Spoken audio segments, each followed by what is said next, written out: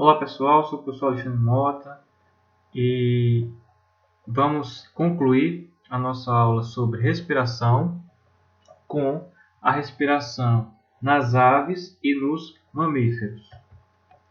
Bem pessoal, tanto as aves como os mamíferos são animais de hábitos terrestres. Então são animais que possuem respiração pulmonar, ok? Porém, o pulmão das aves ele é menor, ele é menos desenvolvido do que o pulmão dos mamíferos. E uma estrutura importante que existe no sistema respiratório das aves são os sacos aéreos. Então, são especializações do sistema respiratório das aves. Então, o que são esses sacos aéreos? Então, são várias bolsas que saem dos pulmões e que comunicam-se com os ossos pneumáticos das aves, que são ossos que têm cavidade e que essa cavidade é preenchida por ar. Então, os sacos aéreos eles são muito importantes para a movimentação dos pulmões e importantes também para o movimento do fluxo de ar nos pulmões. Então, como é que vai acontecer a respiração nas aves?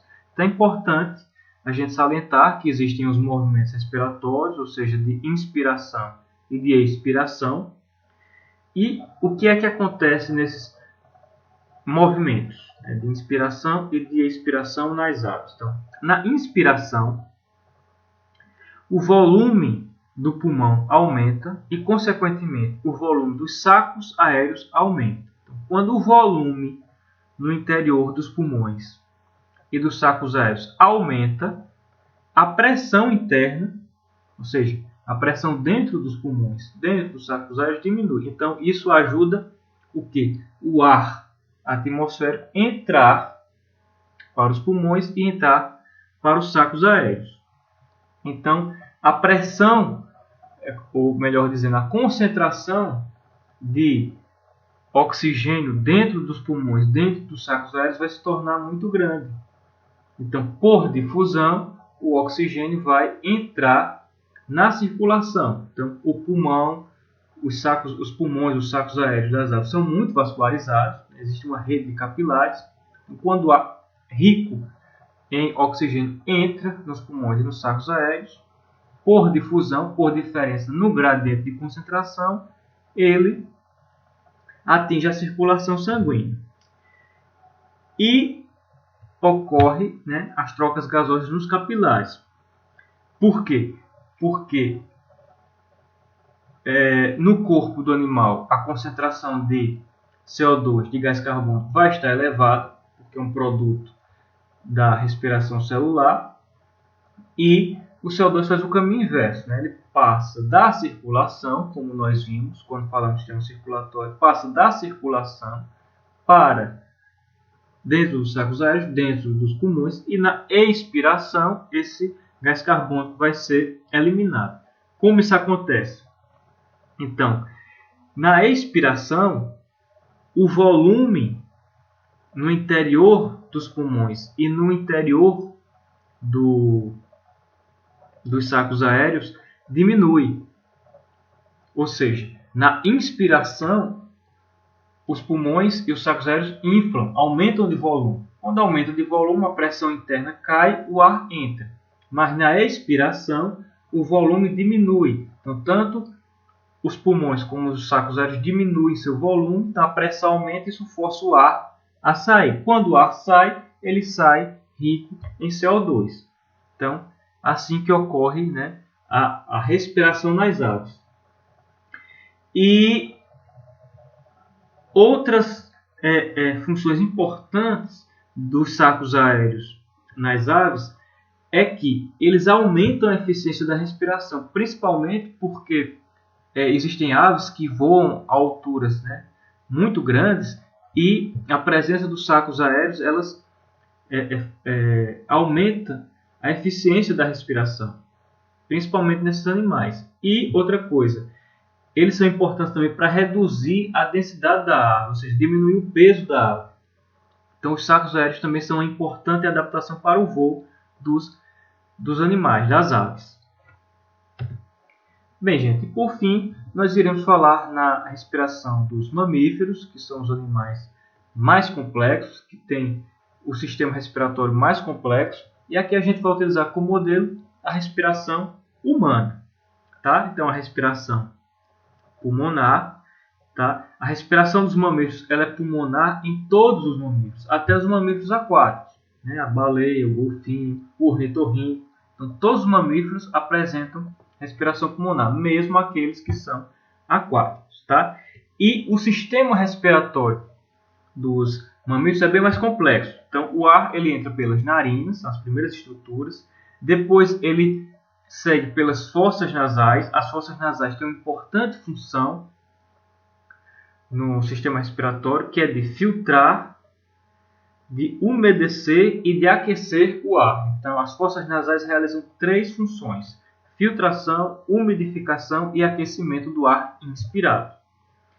Depois de passar pelas narinas, né, e do ar ser filtrado, ser umidificado e aquecido, ele passa por um sistema de ductos, que é composto primeiro pela faringe, depois o ar segue para a laringe, depois esse ar segue para a traqueia, que é um tubo grande, depois a traqueia se bifurca, dando origem aos brônquios, então o ar segue para os brônquios. Esses brônquios vão se dividindo cada vez mais, dando origem aos bronquíolos, né, que são subdivisões dos brônquios, até chegar aos alvéolos. Então, o pulmão ele é constituído pelos bronquíolos e os alvéolos pulmonares. Então, os alvéolos pulmonares são várias ramificações dos pulmões, que é onde justamente ocorrem as trocas gasosas, que também é chamada de hematose. Então, como acontece a respiração? Pois bem, os pulmões, né, dos mamíferos eles estão no tórax, na caixa torácica, protegido pelas costelas, pelos músculos intercostais, e existe um músculo muito importante na respiração dos mamíferos, que é o diafragma.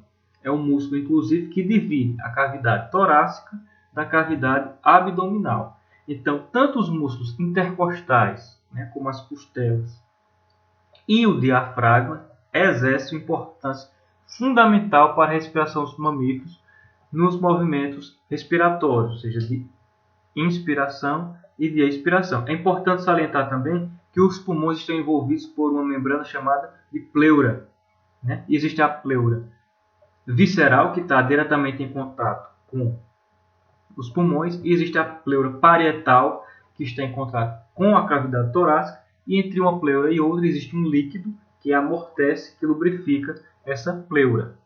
Ok? Pois bem, então, na inspiração, o que é que acontece? A cavidade torácica, ela amplia. Ela amplia para quê? O pulmão aumentar de volume. Quando o pulmão aumenta de volume, a gente já viu anteriormente, agora há pouco nas aves, que a pressão diminui. Quando a pressão diminui, o ar entra nos pulmões. O ar entra nos pulmões rico em oxigênio, lá nos alvéolos pulmonares. O oxigênio passa por difusão para os capilares. O pulmão é extremamente vascularizado, então esse oxigênio, né, que vem com o ar inspirado, ele passa para os capilares, né, nos alvéolos, e o sangue venoso, que chega aos pulmões, rico em gás carbônico, rico em CO2, passa da circulação para os alvéolos. E aí vai ocorrer a expiração, ou seja, a caixa torácica ela diminui de volume com a ajuda dos músculos intercostais, que estão entre uma costela e outra, e do diafragma. Essa caixa torácica diminui de volume, forçando, né, empurrando os pulmões, e isso força a saída do ar, a expiração, a eliminação do ar e, consequentemente, do gás carbônico.